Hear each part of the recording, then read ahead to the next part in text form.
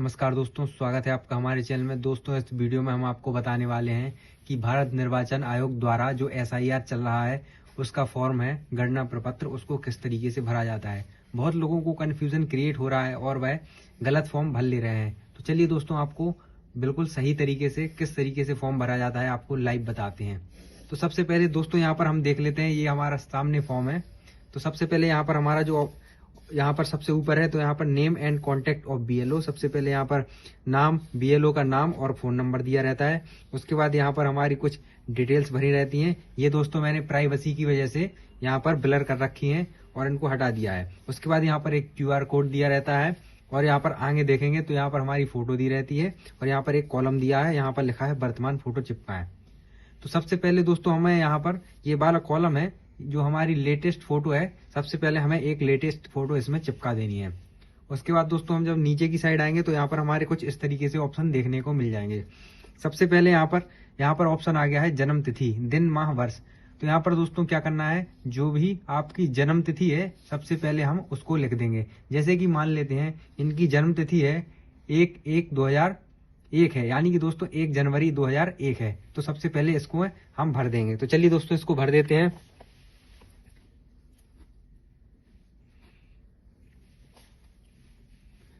तो ये देखिए दोस्तों, आपको कुछ इस तरीके से जन्म तिथि भर देनी है। उसके बाद दोस्तों यहाँ पर आधार संख्या का ऑप्शन है वैकल्पिक। यदि दोस्तों आपके पास आधार संख्या नहीं है तो आप यहाँ पर नहीं भरें, लेकिन आपको भर देना है। यहाँ पर ये वैकल्पिक ऑप्शन है, यानी कि अगर आपके पास ना भी हो तब भी आप भर सकते हैं, लेकिन फिर भी आप लोग यदि आधार आपके पास उपलब्ध है तो भर दीजिएगा। तो चलिए, जैसे मान लीजिए कि 12 अंक का अपना आधार कार्ड है तो वह हम इस तरीके से भर देंगे।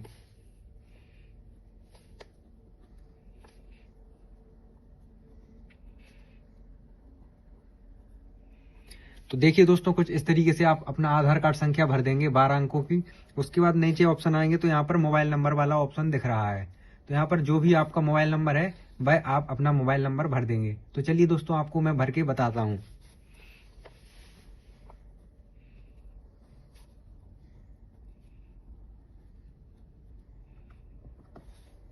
तो देखिए दोस्तों, कुछ इस तरीके से आप अपना मोबाइल नंबर भर देंगे। मैंने यहाँ पर डेमो के लिए कोई भी मोबाइल नंबर भर दिया है। नीचे की ऑप्शन आएंगे दोस्तों तो नीचे है पिता या अभिभावक का नाम।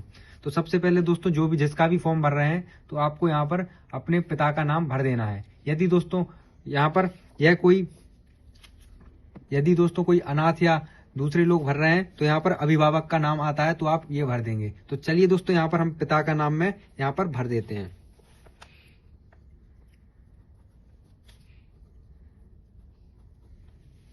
तो चलिए दोस्तों, हमने यहाँ पर पिता का नाम भर दिया है। अब नीचे यहाँ पर पिता या अभिभावक का ईपीआईसी संख्या, यानी कि दोस्तों जो भी वोटर आईडी संख्या है वह हमें इस वाले ऑप्शन में भरनी है। तो चलिए दोस्तों, इसको भी भर के बता देते हैं।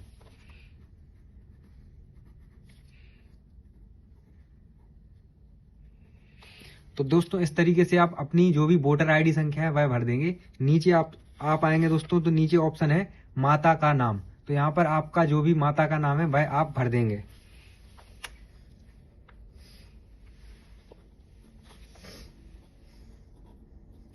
तो दोस्तों इस तरीके से आप माता का नाम भर देंगे। उसके बाद नीचे ऑप्शन आएंगे तो यहाँ पर माता का ईपीआईसी संख्या वाला ऑप्शन देखने को मिलेगा। यहाँ पर जो भी आपकी माता का वोटर आईडी संख्या है वह आपको भर देना है। तो चलिए दोस्तों, इसको भी हम भर देते हैं।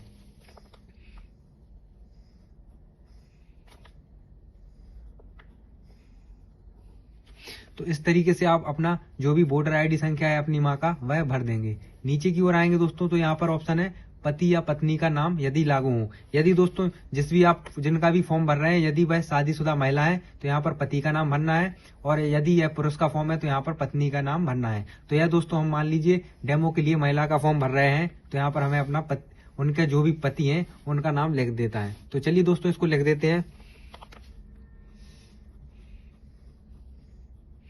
तो कुछ इस तरीके से आप दोस्तों नाम लिख देंगे। उसके बाद यहाँ पर ऑप्शन है पति या पत्नी का नाम ईपीआईसी संख्या। इसके बाद दोस्तों जो भी उनके पति है, अगर आप पुरुष का फॉर्म भर रहे हैं तो यहाँ पर जो भी उनकी पत्नी है तो यहाँ पर उनका भी वोटर आईडी संख्या लिख देंगे। तो चलिए दोस्तों, इसमें भी हम लिख देते हैं।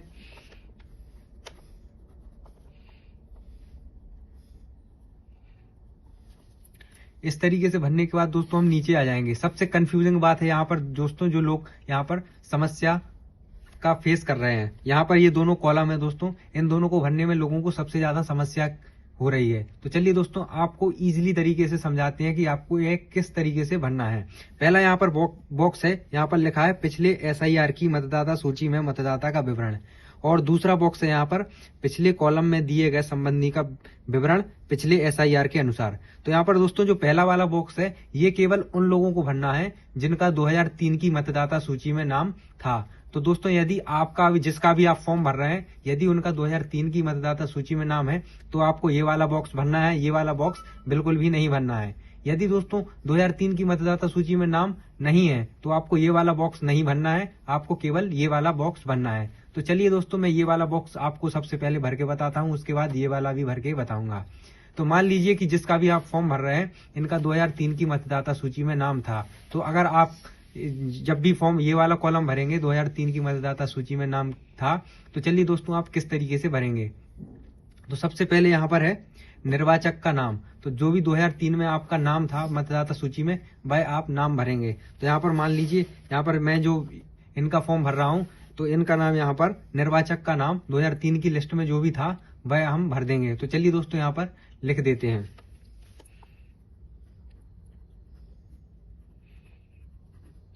तो दोस्तों जिनका भी हम फॉर्म भर रहे हैं उनका नाम रेखा देवी है, और मान लीजिए यह 2003 के मतदाता सूची में इनका नाम है। तो जो भी 2003 की लिस्ट में उनका नाम है वह यहाँ पर हम लिख देंगे।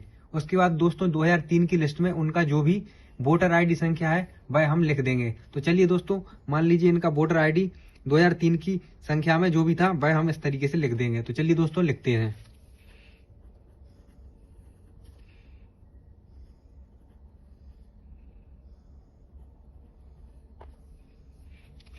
इस तरीके से हम दोस्तों जो भी वोटर आईडी संख्या है वह लिख देंगे। उसके बाद यहाँ पर नीचे आएगा संबंधी का नाम। तो चलिए दोस्तों इसमें हम भर देंगे। तो यहाँ पर दोस्तों जो भी ऑप्शन है यहाँ पर संबंधी का नाम, यदि हम किसी महिला का फॉर्म भर रहे हैं तो यहाँ पर संबंधी के नाम में उसका पति का नाम आएगा। लेकिन यदि हम किसी पुरुष का फॉर्म भर रहे हैं तो यहाँ पर संबंधी के नाम में उनके पिता का नाम आएगा। तो चलिए दोस्तों जो भी हम यहाँ पर भर रहे हैं महिला का फॉर्म भर रहे हैं तो संबंधी के नाम में उनके पति का नाम लिख देते हैं।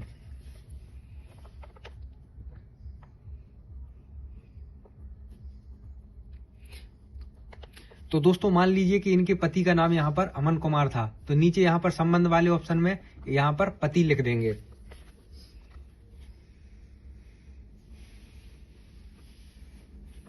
उसके बाद दोस्तों नीचे यहाँ पर ऑप्शन आ जाएगा जिला का। तो मान लीजिए यहाँ पर यह आगरा जिले से है तो आप जिले का नाम में आगरा लिख देंगे। उसके बाद यहाँ पर राज्य का नाम उत्तर प्रदेश है तो मान लीजिए उत्तर प्रदेश लिख देंगे।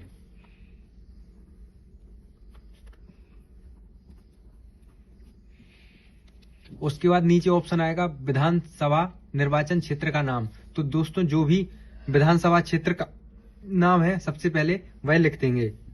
उसके बाद विधानसभा निर्वाचन क्षेत्र की संख्या, तो यहाँ पर जो भी उनकी संख्या है वह लिख देंगे। मान लीजिए यहाँ पर 1 है तो यहाँ पर 1 लिख दिया। भाग संख्या दोस्तों मान लीजिए भाग संख्या यहाँ पर 299 तो यहाँ पर हम उस तरीके से डाल देंगे। उसके बाद क्रम संख्या है 30 तो यहाँ पर हम 30 डाल देंगे। तो कुछ इस तरीके से हम ये लेफ्ट वाला कॉलम भरेंगे। अब दोस्तों आ जाते हैं हम राइट वाले कॉलम के पास। तो राइट वाला कॉलम दोस्तों उन लोगों को भरना है जिनका 2003 की मतदाता सूची में नाम नहीं था। तो इसको किस तरीके से भरना है चलिए दोस्तों मैं आपको बताता हूँ। तो यहाँ पर दोस्तों यहाँ पर फर्स्ट वाला ऑप्शन है यहाँ पर नाम। अब दोस्तों नाम वाले ऑप्शन में यहाँ पर जो भी हम जिसका भी फॉर्म भर रहे हैं तो यहाँ पर इनके पिता का नाम भरना है। यदि दोस्तों पिता का नहीं है तो आप माता का नाम भी भर सकते हैं। तो चलिए दोस्तों जैसे कि हम इनके पिता का नाम भर देते हैं।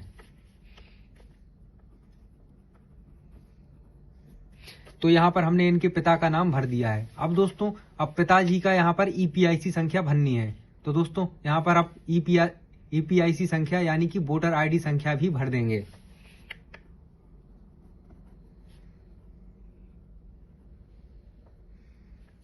तो चलिए दोस्तों यहाँ पर हमने भी EPIC यानी कि वोटर आईडी संख्या भर दी है। उसके बाद यहाँ पर नीचे ऑप्शन आएगा संबंधी का नाम। तो यहाँ पर दोस्तों संबंधी के नाम में लिखना है यहाँ पर जो भी जिसका भी हम फॉर्म भर रहे हैं इनके दादा का नाम या दादी का नाम। तो इन दोनों में से किसी एक का नाम यहाँ पर लिख देंगे। तो चलिए दोस्तों हम यहाँ पर दादा का नाम लिख देते हैं।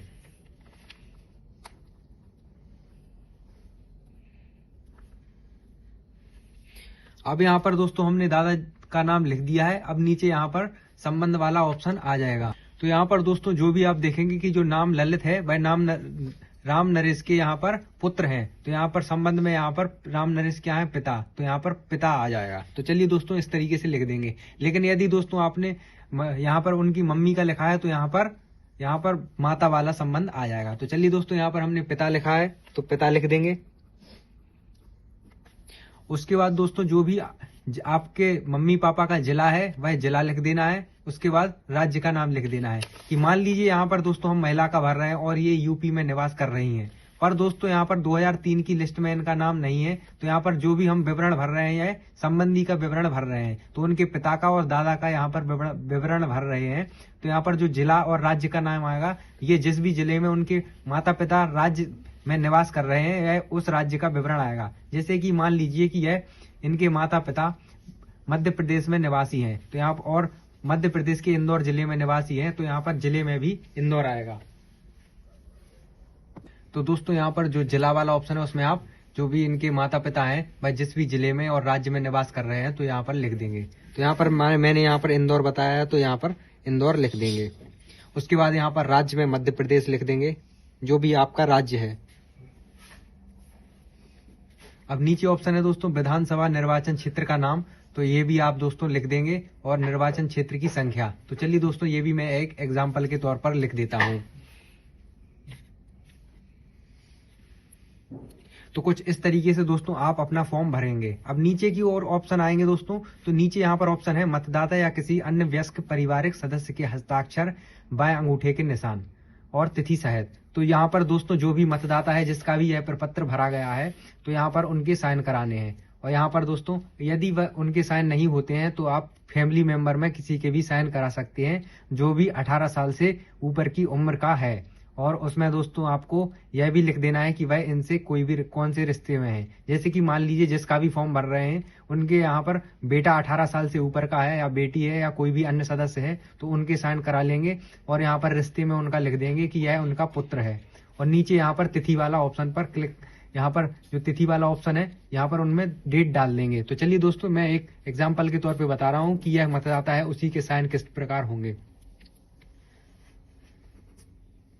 तो यहाँ पर दोस्तों जो भी साइन है ये मान लीजिए मतदाता के साइन है तो इस तरीके से साइन हो जाएंगे। और यहाँ पर नीचे यहाँ पर जो भी हमारी डेट है भाई हम यहाँ पर डेट डाल देंगे। तो चलिए दोस्तों इस तरीके से यहाँ पर हम भर देंगे। उसके बाद नीचे यहाँ पर ऑप्शन आ जाएगा बीएलओ के हस्ताक्षर। तो जब भी दोस्तों आप इस मतदाता प्रपत्र को जमा करेंगे तो बीएलओ अपने साइन करके इसको जमा कर लेगा। तो आपको वीडियो कैसा लगा कमेंट करके जरूर बताइए और चैनल को सब्सक्राइब कीजिए और हमें सपोर्ट कर दीजिए। Thanks for watching.